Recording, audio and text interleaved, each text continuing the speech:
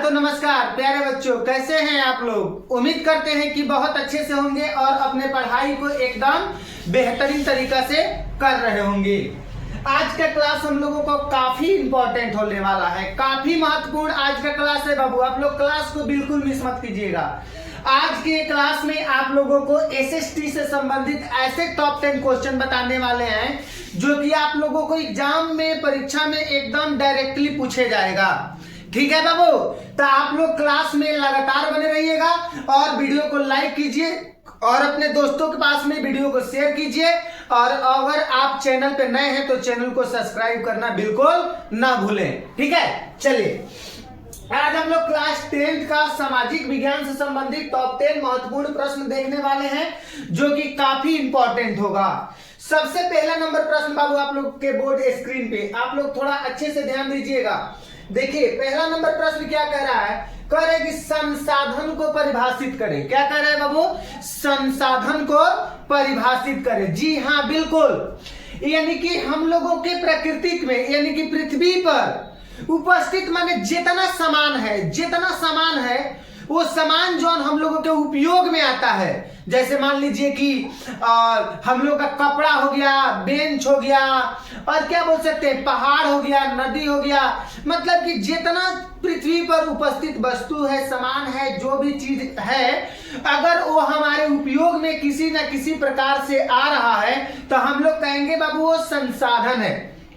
क्या कहेंगे दोस्त, कहेंगे कि वो क्या है, संसाधन है। देखिए यानी कि प्राकृतिक में उपस्थित, क्या चीज पर उपस्थित मेरे दोस्त, प्राकृतिक में उपस्थित। आप लोग ध्यान देंगे, यानी कि प्राकृतिक में उपस्थित वे सारी वस्तुएं, मतलब कि वे सारी वस्तुएं जिसे मानव, मतलब कि जिसे हम सब क्या करते हैं, मतलब अपनी तकनीक में, चाहे अपनी डेवलपमेंट के लिए, चाहे अपने ज्ञान के लिए, चाहे सामाजिक कार्य के लिए, समाज के कार्य के लिए, समझे है कि नहीं, इसका हम लोग प्रयोग करते हैं, अपने जीवन को चलाते हैं, उसी को हम लोग संसाधन कहते हैं। बारिश से बचने के लिए बाबू हम लोग को छाता की आवश्यकता होती है। बारिश से कहीं जाते हैं बारिश में तो छाता लगाते हैं, यानी कि छाता भी एक प्रकार का हमारे लिए क्या है, संसाधन है। चलिए ध्यान दीजिएगा, एक जिम्मरमैन व्यक्ति है बाबू, कौन है, जिम्मरमैन व्यक्ति है। इन्होंने कहा था कि संसाधन होते नहीं बनते हैं।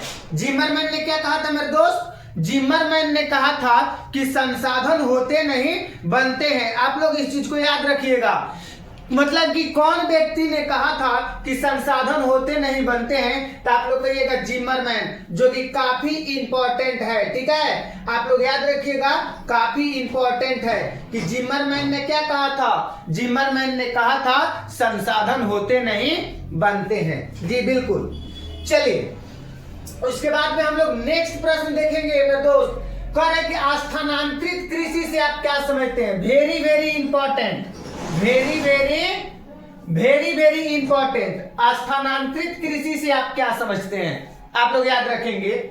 यानी कि स्थानांतरित कृषि को हम लोग झूम कृषि या काटो और जलाओ कृषि के नाम से भी जाना जाता है। स्थानांतरित कृषि को हम लोग झूम कृषि या काटो या जलाओ कृषि के नाम से भी हम लोग क्या करते हैं, जानते हैं। जी बिल्कुल, क्यों, क्योंकि जिसमें हम लोग क्या करते हैं, जिस स्थान पे हमको झूम कृषि यानी कि स्थानांतरित कृषि करना रहता है, उस स्थान पे पेड़ पौधा रहता है। क्या करते हैं कि पेड़ पौधों को और झाड़ी को काट करके हम लोग क्या करते हैं, आग लगा देते हैं, है कि नहीं, और उसी स्थान पर हम लोग जो खेती करते हैं उसी को हम लोग स्थानांतरित कृषि या झूम कृषि कहते हैं। कहने का मतलब का, स्थानांतरित कृषि या झूम कृषि कहने का मतलब का, अगर कोनो स्थान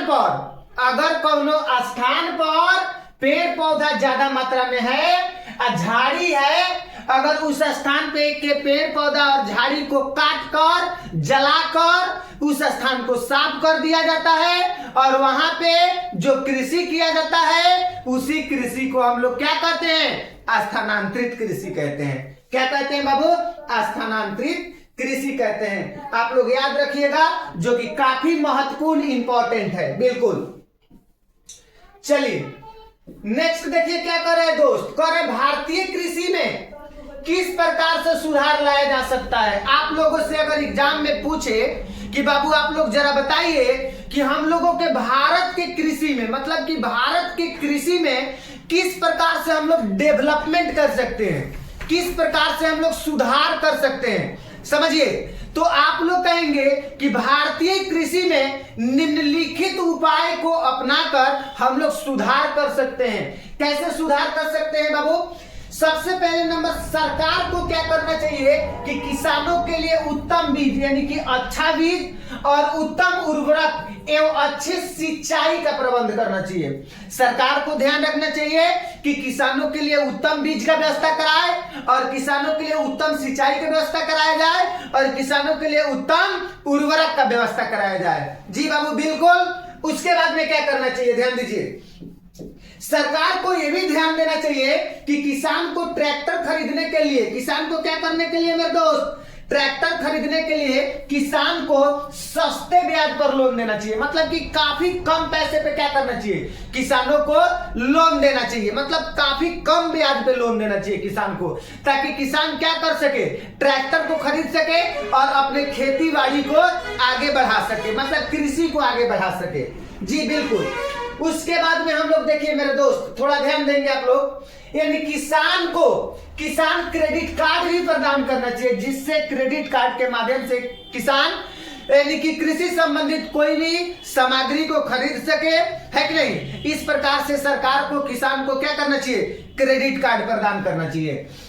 और क्या करना चाहिए सरकार को, टेलीविजन के माध्यम से लोगों को शिक्षित करना चाहिए। मतलब वैज्ञानिक तरीका से कृषि को करना, खेती बाड़ी करना, फसल उगाना, इस प्रकार से संबंधित बातों को क्या करना चाहिए, टेलीविजन के माध्यम से सरकार को किसान को शिक्षित करना चाहिए। क्या करना चाहिए मेरे बाबू, शिक्षित करना चाहिए। क्या करना चाहिए, शिक्षित करना चाहिए, एजुकेटेड करना चाहिए। ठीक है, बिल्कुल। उसके बाद में देखिए आगे हम लोग बढ़ने का प्रयास करेंगे। देखिएगा, संसाधन संरक्षण के उपयोग को लिखें। जी बिल्कुल, संसाधन और संरक्षण, मतलब संसाधन माने कौन चीज, पृथ्वी पर उपस्थित वे सभी वस्तुएं जिनका उपयोग हम अपने जीवन में करते हैं, हम अपने जीवन में करते हैं, वो संसाधन हो गया। और इसका संरक्षण मतलब कि इसका सुरक्षा के उपयोग को लिखना है। मतलब क्या फायदा है इसका सुरक्षा करने से। देखिए, संसाधनों को विवेकपूर्ण मतलब अच्छे तरीका से सामाजिक आर्थिक, सामाजिक यानी कि समाज के लिए, आर्थिक मतलब कि आर्थिक के लिए, और पर्यावरण मतलब अपने आसपास फैले क्षेत्र के लिए, है कि नहीं। अच्छा, अन्य समस्याओं के समाधान के लिए उपयोग करना ही संसाधन संरक्षण कहलाता है। जी बिल्कुल, संसाधन को पर्यावरणीय, सामाजिक, आर्थिक किसी भी प्रकार जो हो जाएगा, है कि नहीं, इन सभी प्रकारों के लिए संसाधन को संरक्षण करना मतलब सुरक्षित रखना संसाधन संरक्षण कहलाता है। अब देखिए, भविष्य में आने वाली पीढ़ी को इसका लाभ मतलब इसी रूप में मिले, इसीलिए संसाधन संरक्षण आवश्यक है। जी बिल्कुल, हम लोग पेड़ पौधों को लगाएंगे तो उस पेड़ पौधा हमको शुद्ध ऑक्सीजन देंगे, और जब शुद्ध ऑक्सीजन देंगे तो क्या पेड़ पौधा से जब हमको शुद्ध ऑक्सीजन मिल गया तो उसके बाद में क्या करेंगे, पेड़ पौधा को नष्ट कर देंगे? जी बिल्कुल नहीं, ऐसा हम नहीं करेंगे। क्यों? इसका संरक्षण भी करेंगे। क्यों संरक्षण करेंगे? क्योंकि आने वाला पीढ़ी भी, जो हमारे आने वाला पीढ़ी, जो मनुष्य के पीढ़ी जो है वो इसका क्या कर सके, लाभ ले सके। इसलिए हम लोग क्या करेंगे, संसाधन का संरक्षण भी करेंगे। जी बिल्कुल। चलिए, उसके बाद में मेरे दोस्त आप लोग देखिएगा, देखिए क्या कह रहा है, कह संसाधन निर्माण में तकनीक की क्या भूमिका है स्पष्ट करें। जी बिल्कुल, यानी संसाधन के निर्माण में तकनीक यानी कि टेक्नोलॉजी, मशीन का क्या उपयोग है वर्णन करना है, बताना है।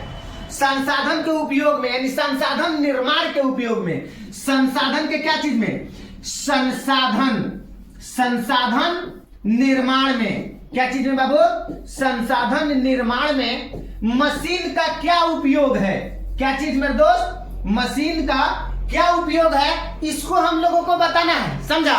तो देखिए, संसाधन निर्माण में तकनीक का महत्वपूर्ण भूमिका है, यानी संसाधन निर्माण में टेक्नोलॉजी का, मशीन का बहुत ज्यादा महत्वपूर्ण उपयोग है, बहुत महत्वपूर्ण है योगदान। जानते हैं काहे? काहे कि क्योंकि विभिन्न मशीन के सहायता से, है कि नहीं, संसाधन का खोज किया जाता है। संसाधन का क्या किया जाता है? खोज किया जाता है। और बिना तकनीक के सहायता से संसाधन का खोज करना चाहे उसका उपयोग करना संभव नहीं है। तो मशीन जरूरी है संसाधन के निर्माण में। अगर मशीन रहेगा तो अबे जाके क्या होगा? संसाधन का खोज होगा, चाहे उसका उपयोग करने का विधि को हम लोग पता लगा सकेंगे। जी बिल्कुल, उम्मीद करते हैं कि आप लोगों को क्लास बहुत अच्छा लगा होगा। अगर अच्छा लगा हुआ है तो वीडियो को लाइक कीजिए, एक सुंदर सा कमेंट कीजिए और अपने दोस्तों के पास में वीडियो को शेयर कीजिए। मिलते हैं अगले क्लास में, तब तक के लिए सभी प्यारे बच्चों को जय हिंद।